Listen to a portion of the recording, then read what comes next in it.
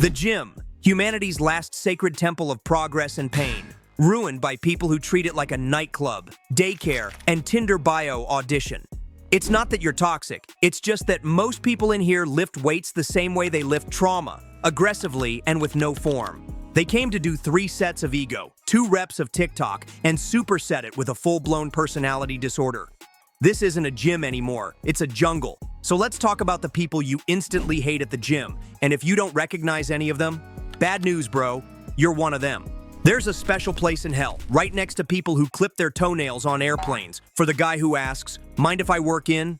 mid-set, while you're squatting, with your headphones in. Yeah, no problem at all. Let me turn my leg day into a group project with someone who failed gym class. Oh, you're doing bench press with bands and chains and a squat rack? Right on, just missing the fog machine and strobe lights. Working in used to mean we're doing the same thing, same weight, same tempo. Now it means, let me hijack your workout while you spot my ego. He doesn't want to work in. He wants to be a minor inconvenience that lives rent-free in your mental warm-up for the next 9 years. Then we have the dumbbell rack gremlin. Ah yes, the guy who treats the dumbbell rack like his personal stage. No space, no shame, no clue.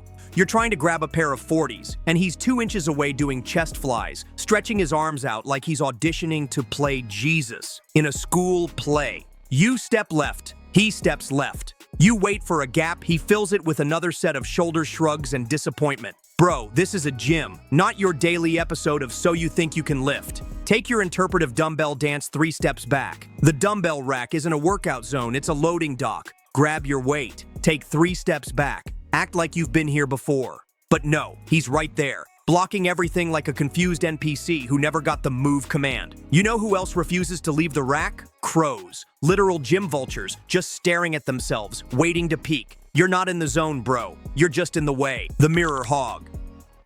You know this guy. He doesn't need the mirror, he needs the mirror.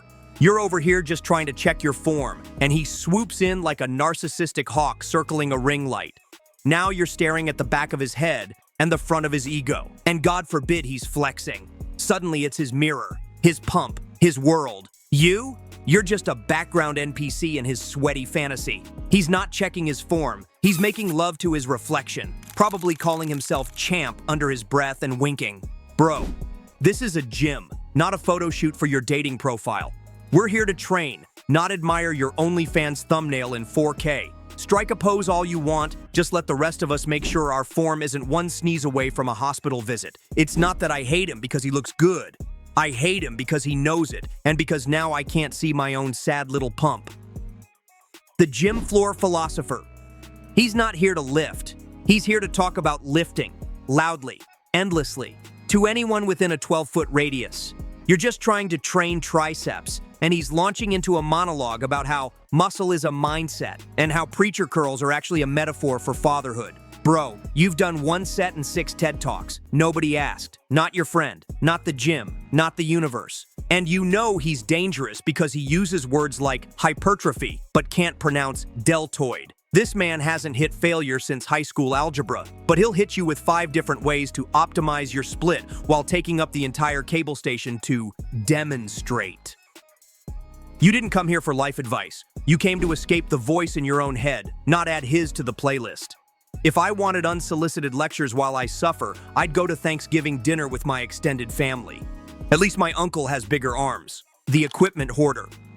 You walk in, looking for a bench. He's already claimed 3. 1 for his water bottle, 1 for his towel, and 1 for whatever TikTok shoulder superset he's pretending to invent. This man's training split is called colonizing. And today, he's hitting chest, back, arms, and global domination. You ask if he's using something, he says, yeah, I'm coming back to it.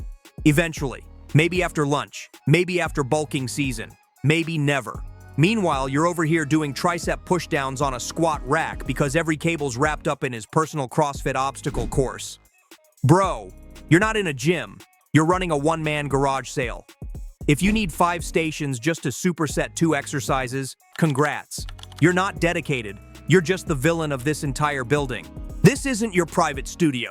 It's a shared space. Put some respect and your dumbbells back where they belong.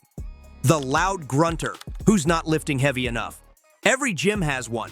The guy who sounds like he's giving birth to a kettlebell. You turn around expecting to see a PR, but he's curling 35s on a preacher bench with wrist wraps. Each rep sounds like an exorcism. Each set, a one-man opera titled, "Look at Me." Bro, if I close my eyes, I can't tell if you're lifting or getting pegged by Shaquille O'Neal. You don't need to sound like a dying rhino to curl baby weights. You're not breaking records. You're just breaking everyone's focus and making group chats across the gym light up like Code Red, Grunt Goblin's back, bring AirPods Max. If your lift isn't terrifying, your noise shouldn't be either. And look, we all grunt sometimes, but there's a difference between effort and attention-seeking mating call. If your lift isn't scary, your sounds shouldn't be either. The TikTok trainer, with 0 clients. He's wearing a headset. He's filming sideways. And he's giving TED Talks to himself on a Bosu ball like he's cracked the code to gravity. You'd think he was launching a NASA mission, but really, it's just a 3-part series on activating the left oblique for alpha male posture. You're trying to train. He's trying to go viral explaining why you shouldn't train like that. His credentials, a TikTok bio that says, Coach, Mind Muscle Specialist, father of 3 dogs. Meanwhile, he hasn't coached a single human being. Unless you count that one dude he charged $300 to fix his wrist and ghosted harder than his squat depth. He hogs equipment for content. He corrects strangers mid-set. He ends every video with, link in bio for my 6-week plan to unlock your true self. Spoiler, your true self doesn't need a ring light and resistance bands in the sauna. You're not a trainer, bro. You're a fitness-themed OnlyFans with worse lighting. Final chapter. The real problem. You've spent the whole workout dodging mirror hogs, chalk clouds, TikTok tryhards, and that one dude who smells like raw onions and ammonia. You've rolled your eyes. You've reshuffled your sets. You've judged everyone harder than their parents ever did. But deep down, maybe the person you really hate at the gym is you, because you missed your PR. Your shirt's too tight in the wrong places, and that one dude with chicken legs just benched more than you, with bad form. So what do? You complain, you project, you go home, fire up Reddit and type, "Do I need TRT at 27? Truth is, you're not mad at them for being annoying. You're mad they're not you. Or worse, they are. Now wipe down your bench, re-rack your trauma, and come back tomorrow like nothing happened. Because gym beefs are temporary, but your lifting playlist slaps forever. Subscribe for more lifting truths, emotional damage, and weekly judgment disguised as fitness advice. Or don't. But if you ever drop your dumbbells again, we're fighting.